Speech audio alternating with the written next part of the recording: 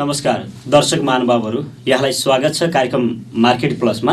Market प्लसमा रहेर हामीले विभिन्न वित्तीय सङ्घ संस्थासँग सरोकार राख्ने व्यक्तित्वहरूसँग कुराकानी गर्ने गर्छौँ। विशेष गरी सहकारी, ब्याङ्किङ क्षेत्र, व्यवसायी र उपभोक्ताहरूसँग पनि हामीले कुराकानी गर्ने गर्छौँ। र आजको मार्केट प्लसको बसाइमा टाइम सहकारी बर्दघाटका अध्यक्ष हुनुहुन्छ रुद्रप्रकाश उपाध्याय।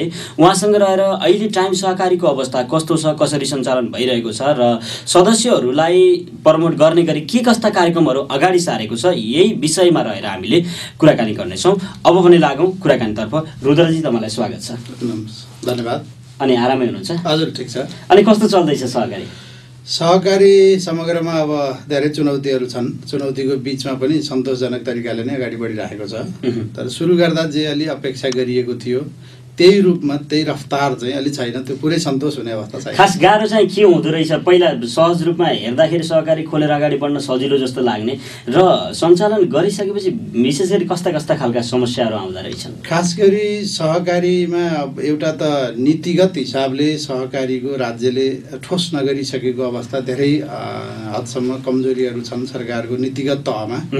त्यो हिसाबले नीतिगत कारणबाट एउटा समस्या छ भने अर्कोतर्फ जुन सदस्यहरू हो, जो सेयर सदस्यहरू हुनुहुन्छ, उहाँहरूका अपेक्षाहरू सहकारीमा अलि अपनत्व बढी होस्, व्यावहारिक बढी होस् भन्ने हुन्छ। त्यो दुईटालाई तादम्यता मिलाउने कुरामा बढी चुनौती छ।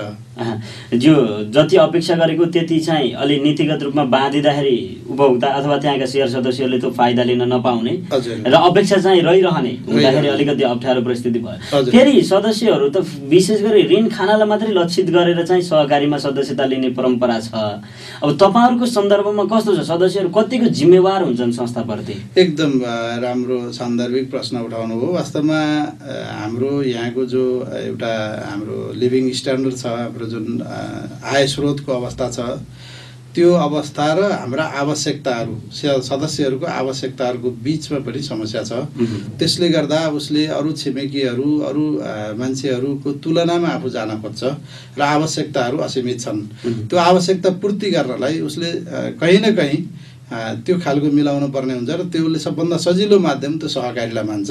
र अहिले सहकारीहरूको उपस्थिति त्यो सदस्यहरूको बिचमा सरल तरिकाले हुने हुनाले उसले त्यो कामका निम्ति सहकारीलाई उपयोगी ठान्छ। भन्नुको मतलब त्यो एउटा सहकारी वा चारवटा सहकारीसँग कारोबार गर्दा उसका समस्याहरू पनि टर्ने र एउटाको समस्या हल गर्नलाई, एउटाको ऋण बुझाउनलाई अर्कोबाट ऋण लिने खालको प्रवृत्ति छ। त्यो सदस्यतालाई त सजिलो होला, तर सहकारीलाई त धक्का पुग्ने देखिन्छ नि। एकातिरबाट ऋण लियो, अर्कोको तिर्यो, तर समयमा त्यो ऋणलाई राम्रोसँग परिचालन गर्न सकेन भने फिर्ता हुने क्रममा चाहिँ